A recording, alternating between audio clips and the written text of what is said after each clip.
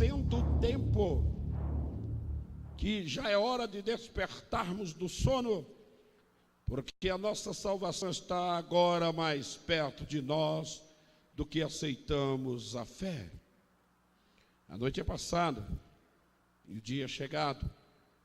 Rejeitamos, pois, as obras das trevas e vistamos-nos das armas da luz. Diga comigo: vistamo-nos das armas da luz. Assenta dando glória. Louvado seja o nome do Senhor. Mesmo ainda com a Bíblia aberta, queria ler com os irmãos, aqui no livro também, na carta do apóstolo Paulo, em Efésios, capítulo 5, verso 8. Efésios 5, versículo 8.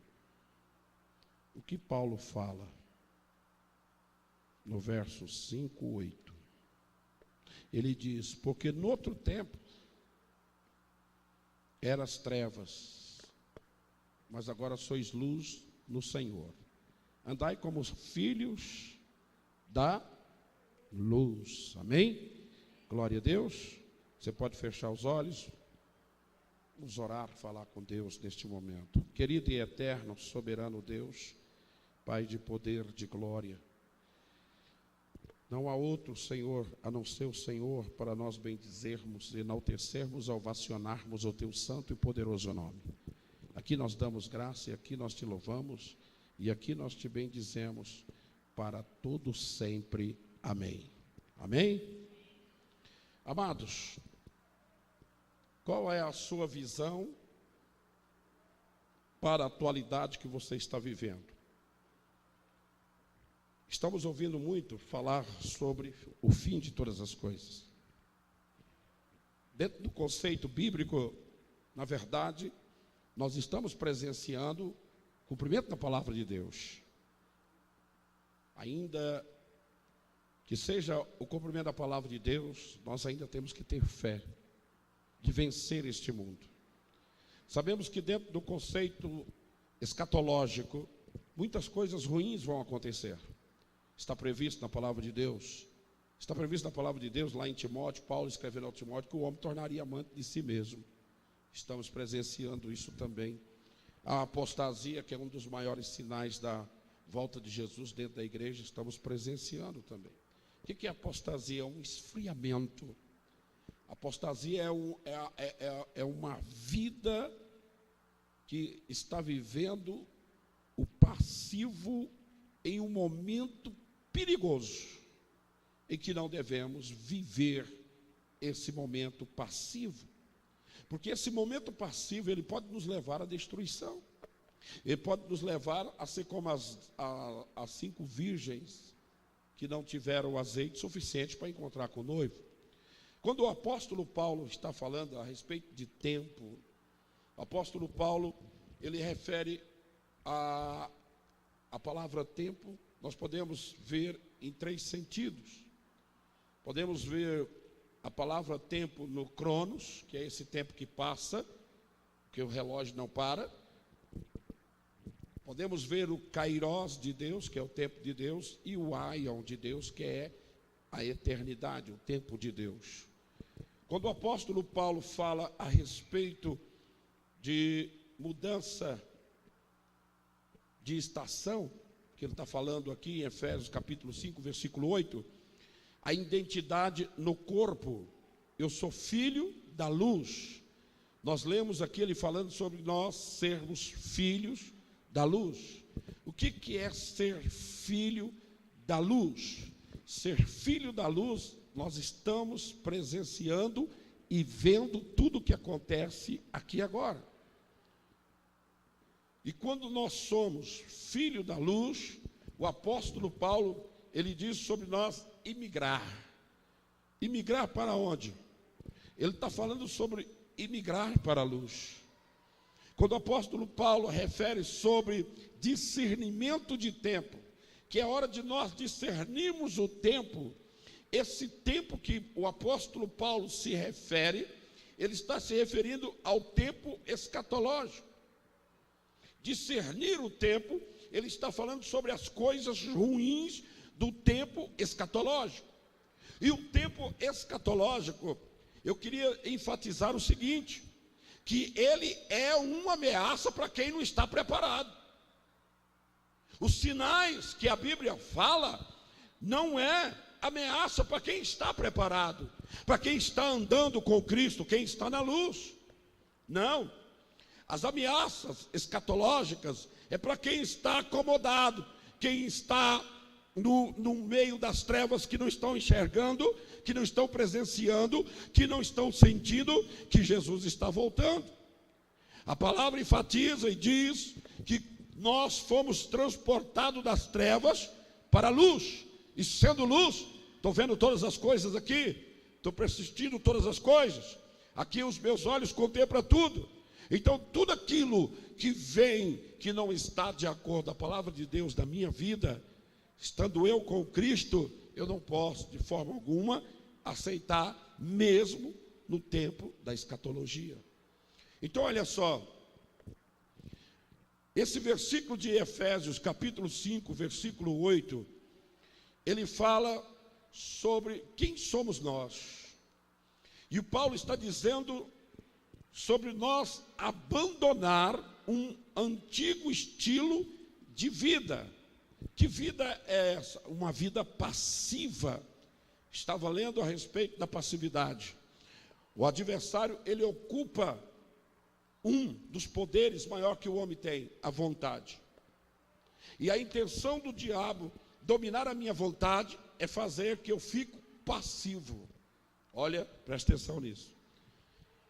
A intenção do adversário é controlar a minha vontade para que ele possa tornar-me uma pessoa passiva. Uma pessoa passiva em todos os sentidos. E nós estamos observando muitas pessoas passivas. A característica do Brasil hoje é um Brasil passivo diante do caos. Existem pessoas passivas diante das lutas. Existem pessoas passivas diante das tragédias que cercam. Existem pessoas passivas diante daquilo que lhe machuca, que lhe fere e que tira ele do patamar de vida, uma vida relevante. E a pessoa que torna passiva, uma pessoa que torna a sua vida cheia de letargia, como diz aqui, estagnada, cheia de acomodismo, o Senhor orienta a sair deste lugar de dormência. É o Senhor que está nos orientando, este lugar de dormência, de trevas, para que nós venhamos alcançar um novo nível de sabedoria. E essa sabedoria que Deus revela aqui na palavra, ela nos vai tornar capaz de nos ensinar e entender o tempo. Por que é necessário eu entender o tempo? Eu preciso entender o tempo para que eu não fique uma vida passiva. Porque o tempo, ele tem tendência a levar a pessoa a se acomodar. O tempo, ele tem tendência e força para aprisionar a pessoa no acomodismo. Porque a Bíblia que está revelando isso. Que o apóstolo Paulo, ele diz aqui, que Deus nos dará uma sabedoria que vem nos ensinar a compreender e entender todo este tempo. Você quer ver uma coisa? Existem pessoas que estão passivas dentro de um conceito da conjuntura que vive. E essa conjuntura que essa pessoa vive, Deus não queria que ela vivesse. E ela está vivendo por causa do tempo. Ela está estagnada por causa do tempo. Por quê? Porque o tempo me leva à descrença. O tempo me leva a baixar as minhas armas, minha defesa, e dizer, não adianta. O tempo, ele tem essa força de me conduzir a um nível de vida que eu não quero viver, mas pela força dele, ele me leva por causa da minha passividade, de ser passivo a certas situações. Então, o que o apóstolo Paulo diz aqui? Esse texto que eu acabei de ler, os dois, Paulo está falando de uma geração. Mas que geração é essa que Paulo está falando? Então, olha só. O apóstolo Paulo, quando ele refere sobre tempo, discernir o tempo, quando ele fala aqui em Efésios, ele está referindo a uma geração nascida de novo que traz consigo uma resposta para esse tempo. E qual é a resposta que essa geração tem para esse tempo? Então vamos lá. Uma geração sem caminho, confusa. Você quer ver como que ela está confusa? Quem que ela vai voltar esse ano? Ela não tem opção. Ela não tem caminho na política. Então é uma geração sem caminho. Você quer ver outra coisa? 95% das causas judiciais é divórcio. Tem alguma solução para a crise nas famílias? Famílias estão sem direção. Famílias estão perdendo o seu princípio do que é uma família. Você quer ver outra coisa? Essa geração, ela não sabe para onde vai. Essa geração é a geração do tédio. É a geração dos depressivos, dos angustiados, dos revoltados, dos sem destinos, dos sem visões, dos que não têm objetivo nem metas, dos que estão perdidos. Essa geração é a geração daqueles que não têm consciência do amanhã. Essa geração é a geração da podridão, é a geração do caos, é a geração das guerras, é a geração das confusões e contendas, é a geração sem Deus, é a geração que não vai a lugar nenhum a não ser para a perdição. E Deus está levantando uma geração que tem resposta para essa geração. Mas como entender isso, pastor? Como seria a minha atitude, minha ação diante de fatos que estão até dentro de minha casa? Interessante que essa geração, ela tem um poder de persuasão tão grande, que ela está contaminando os princípios bíblicos e os princípios elementares da família, do cidadão, do caráter, da personalidade, da índole. Essa geração, ela está nos ensinando que ser honesto é errado, fazer o certo é errado, e fazer o errado é certo. É assim que ela está ensinando, e isso influencia muito. Influencia quando uma funcionária do caixa erra no troco e dá um troco a mais, a pessoa sabe, já vi isso, e a pessoa não tem capacidade de voltar.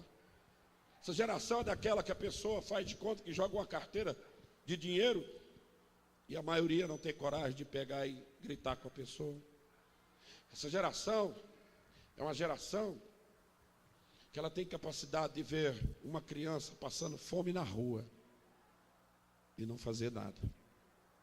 Essa geração não é aquela geração um por todos e todos por um.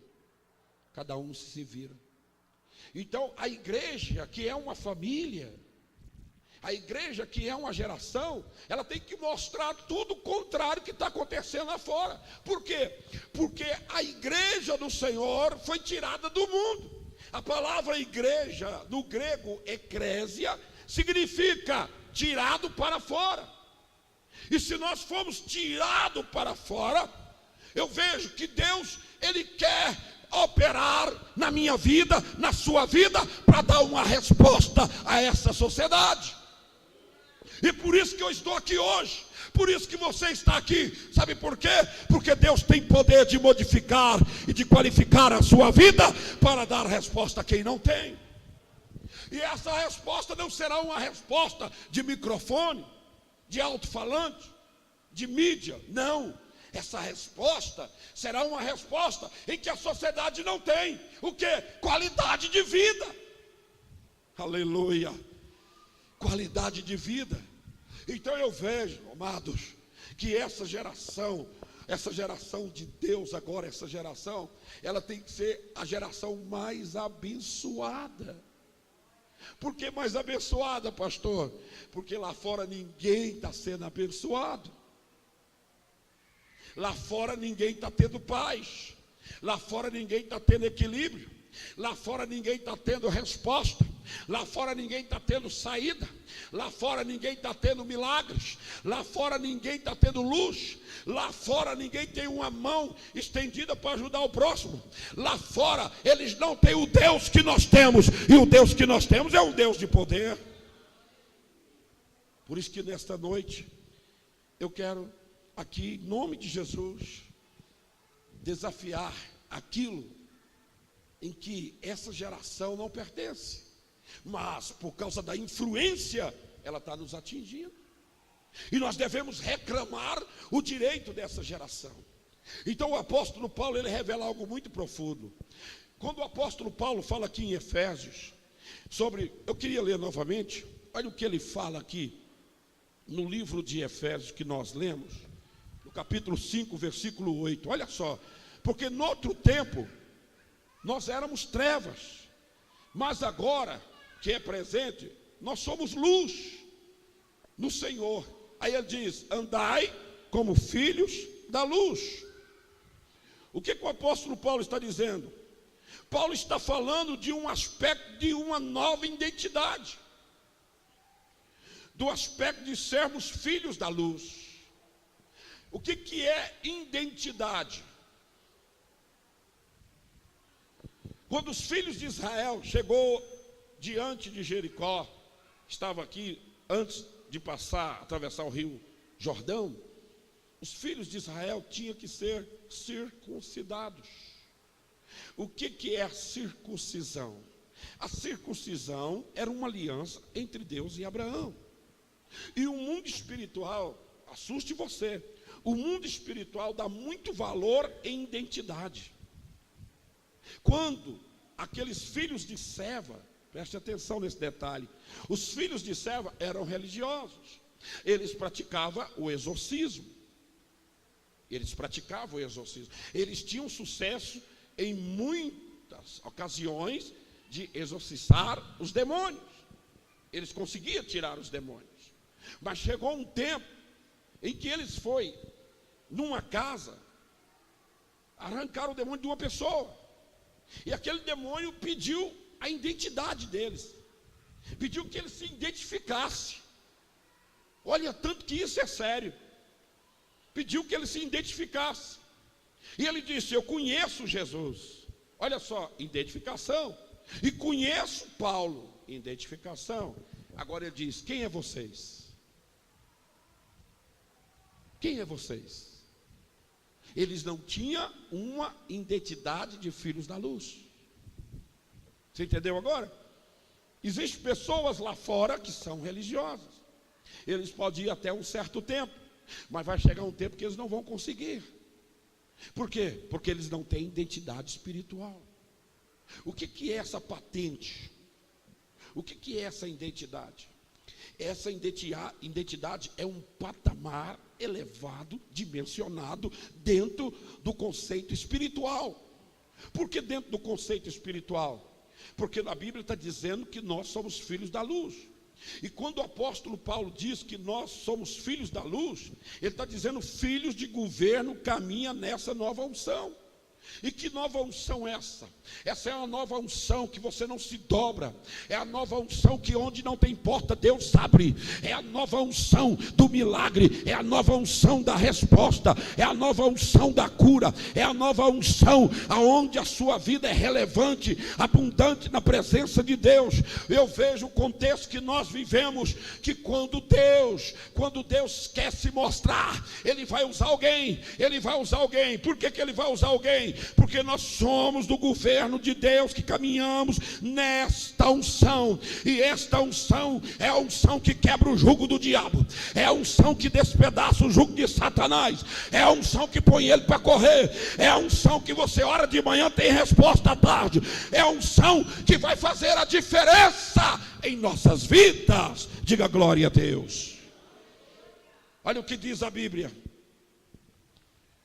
Paulo diz que nós somos filhos da luz. O que é luz? O que ele está querendo dizer dentro do texto e do contexto, da conjuntura do texto? Eu tenho que entender o que o apóstolo Paulo quer falar. E o apóstolo Paulo, quando ele fala de luz, ele está falando de revelação. Não é essa a revelação aqui. Não. O apóstolo Paulo, ele fala da revelação, fala de caminharmos sobre uma iluminação da mente. Opa, como é que é isso? Iluminação da mente. Se eu for ler lá em 2 Coríntios 4:4, ele vai dizer assim, Paulo diz assim: o Deus desse século cegou o entendimento dos incrédulos, para que não revelasse a luz do Evangelho. Preste atenção, o que é Evangelho?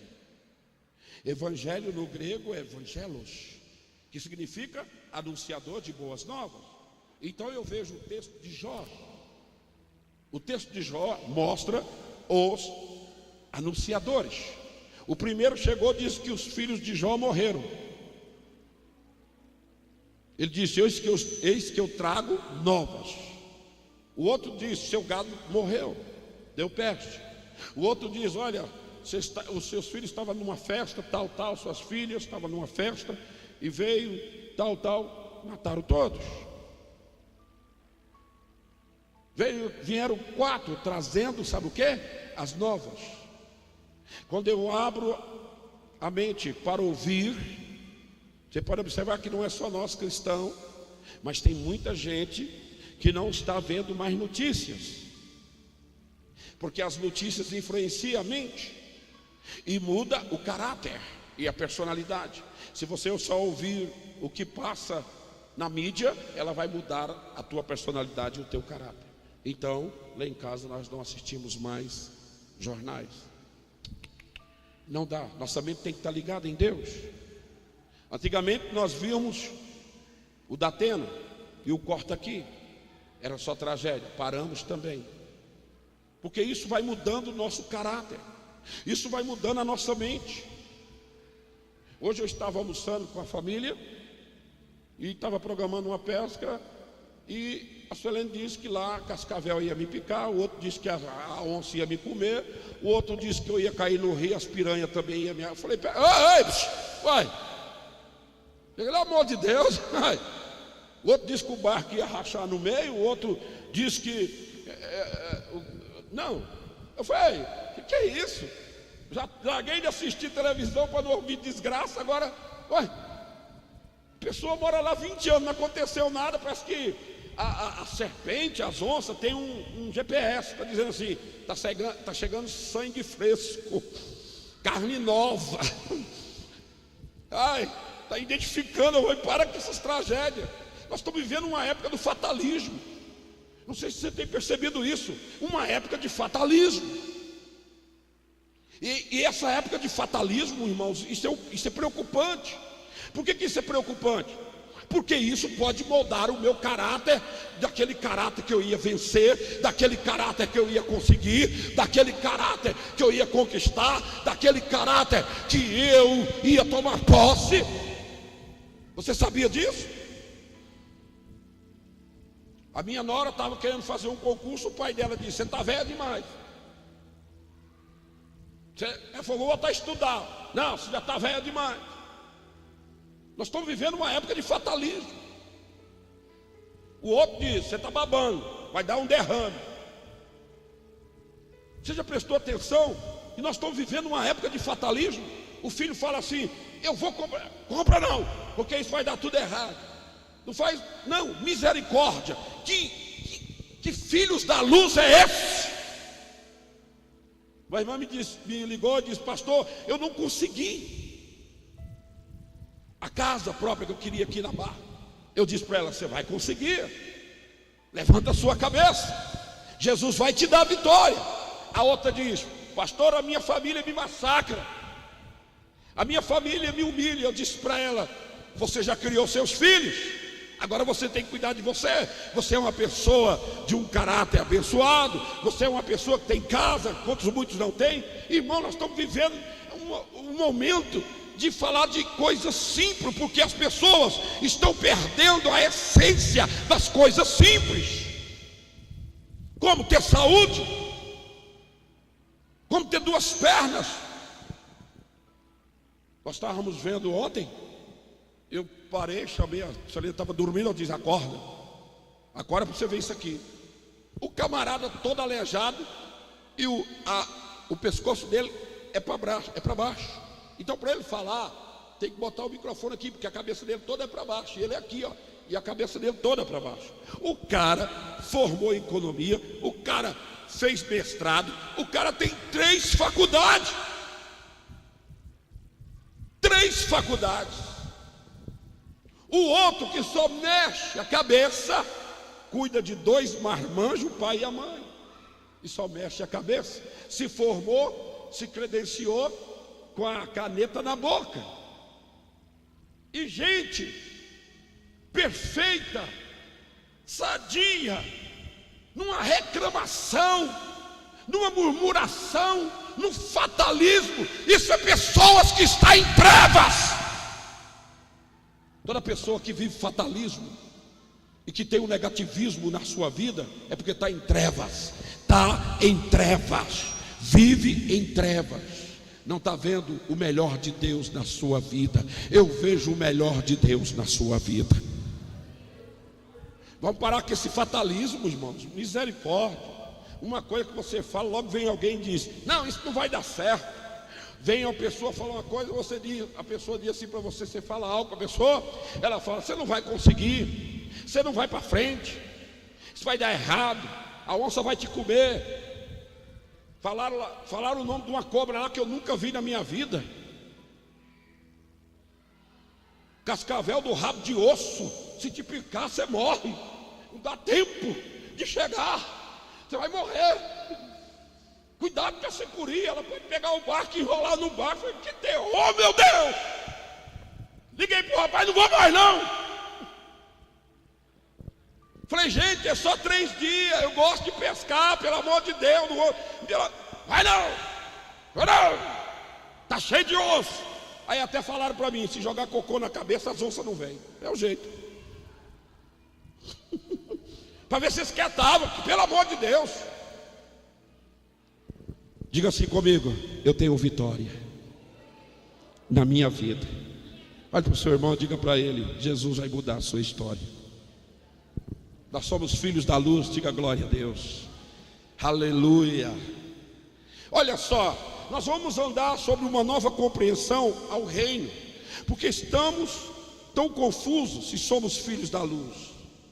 Eu acho interessante, irmãos. Olha só, irmãos, parece piada, parece cômico, mas não é. É a realidade, mas parece cômico. Olha só, a pessoa está buscando uma bênção de Deus, um casamento. Olha só, a pessoa está buscando um casamento de Deus. Aparece uma pessoa, sabe o que eles falam para mim? Pastor, será que é de Deus? Não, continua encaiado. O outro está desempregado, aluguel atrasado, abre uma porta de emprego e diz, pastor, será que essa porta de emprego é de Deus? Não, continua com o aluguel atrasado, abre o seu filho passando fome. Que coisa! Que falta de compreensão. Tem gente que tem capacidade de falar isso aqui para mim, ó. Pastor, sei não. Essa porta que abriu aí de ganhar 5 salário mínimo, isso deve ser coisa do diabo. É coisa do diabo mesmo, vai ganhar um salário mínimo só, seu besta. Então olha só, estamos tão confusos, vivemos uma geração de pessoas confusas, pessoas que não sabem aonde vai pisar, pessoas que não sabem o que vai decidir.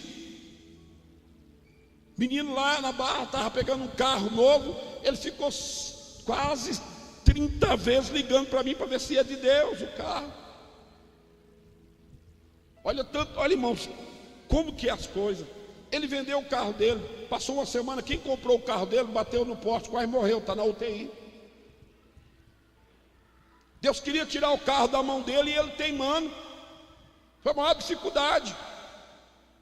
Maior dificuldade. Então é uma geração de pessoas confusas. Eu tenho uma senhora que ela tem 2 fazendas e anda com colarzão de ouro. Ela está vivendo uma vida miserável com o marido. Ela pergunta para mim, será que Deus vai mudar ele? Aí no outro dia ela liga para mim, pastor, ele colocou o revólver na minha cara.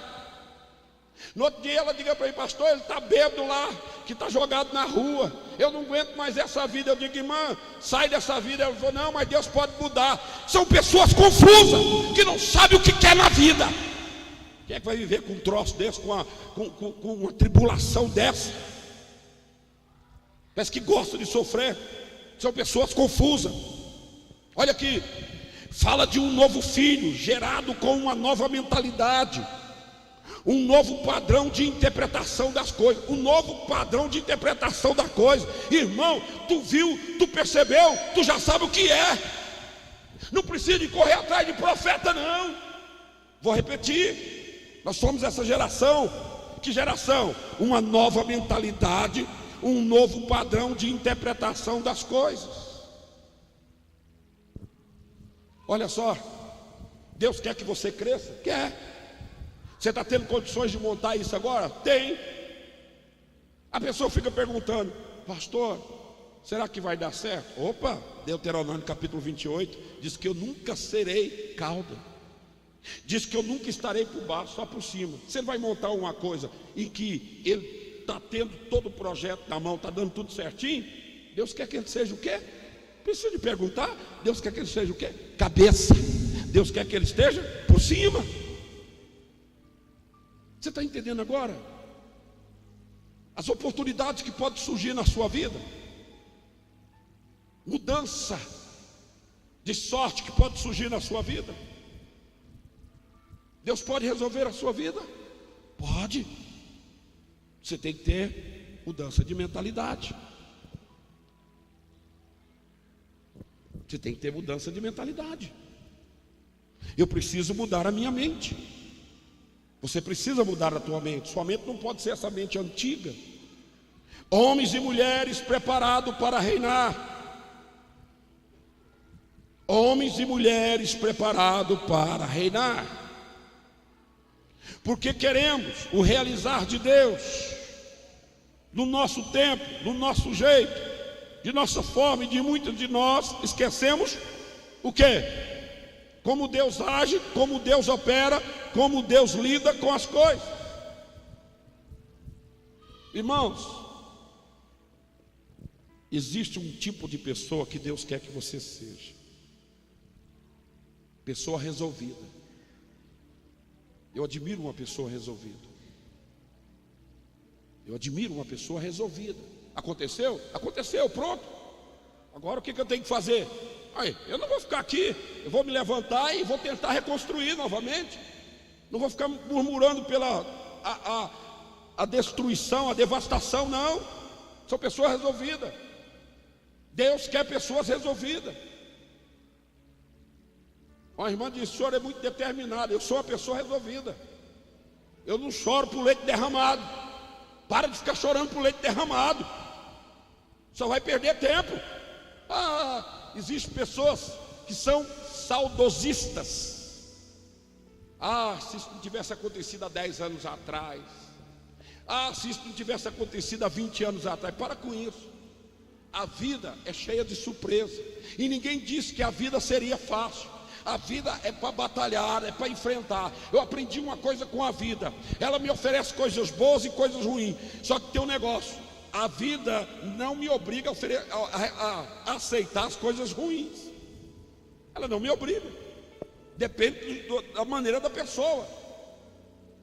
Olha essas pessoas aí que a gente fica assustado com elas, que venceram na vida. Esse rapaz que a cabeça dele é totalmente virada para baixo. Totalmente. O cara se formou, ele tem 3 graduações.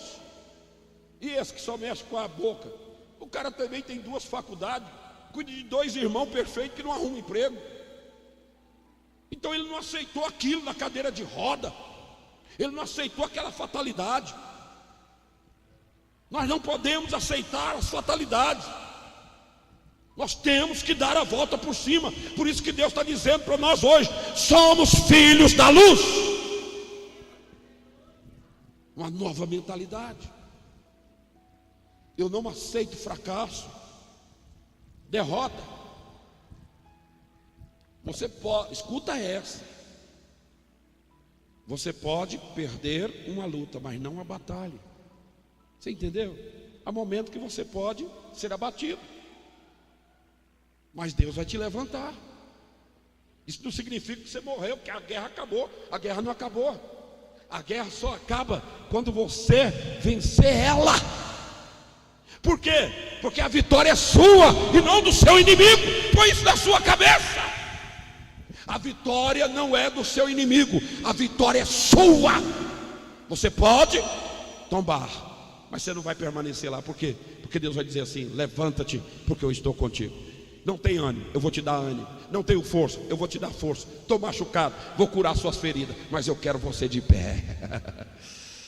Você está entendendo o que é a mentalidade de hoje, de filhos de Deus? Nós não podemos nos acomodar a certas coisas que vêm contra nós. Nós temos que levantar. Nós temos Deus, temos que ter compromisso com Deus. Jesus está voltando? Tá. Não é por isso que eu vou ficar me acomodado, não é por isso que eu vou isolar do mundo. A vida segue, e a vida é dura. Por isso que Jesus disse: tenha bom ânimo, vocês vão vencer. Quem disse isso para mim não foi nenhum filósofo, nenhum idealista, nenhum político, nenhum mentalista. Quem disse isso para mim foi Deus. Está lá na Bíblia, João 16:33. Tenho dito isso para que me tenhais paz. No mundo tereis aflições, mas tem de bom ânimo. O que ele está dizendo? Eu venci o mundo. Ele está dizendo assim: oi, as dificuldades serão enormes, mas nenhuma delas vai vencer aquele que está em Cristo Jesus. Aleluia!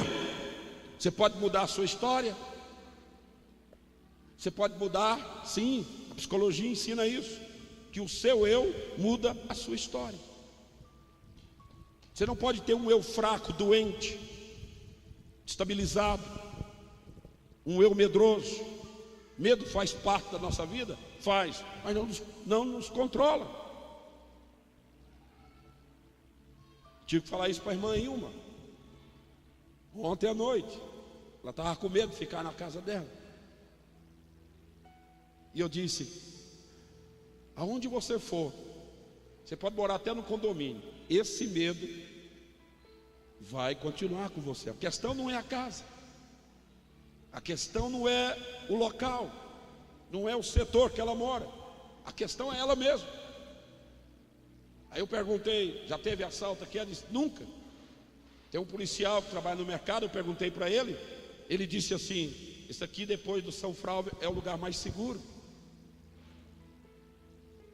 Então não há razão de ter medo. E acima de tudo, Salmo 127: se o Senhor não guardar a casa, em vão vigia os que guardam, em vão vigia a sentinela. Então o medo, ele nos paralisa e nos coloca impotentes. Eu tenho medo?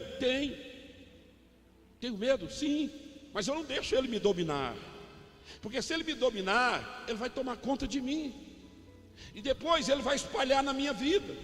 Depois eu vou estar com medo até de sair da porta de casa. Depois eu vou estar com medo até de comer uma comida, beber uma água.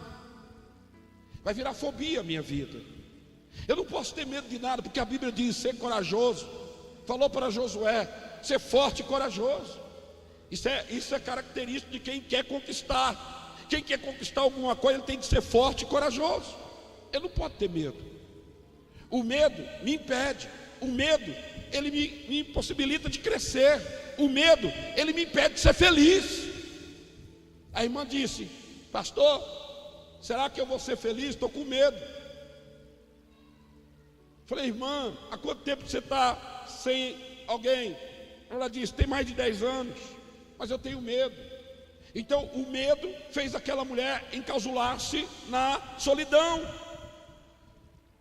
E ela, no fundo, ela não quer isso. Ela queria ter alguém para sair no sábado, ir para uma lanchonete, para uma pizzaria, ter um companheiro para poder conversar. Era o desejo dela, mas o desejo dela foi dominado pelo medo. O desejo dela ser feliz, o medo abafou. Nós não podemos ter medo. Nós não podemos deixar o medo nos dominar, porque maior é o que está conosco do que o que está lá fora. Você vai sair daqui hoje com a vitória. Diga glória a Deus. Fica de pé em nome de Jesus. Rabá Surianda Lamai. Pastor Jonatas, vamos orar desafiando o que te perturba. Você está entendendo? Desafiando aquilo que te incomoda, desafiando aquilo que te preocupa, desafiando aquilo que não deixa você ter paz.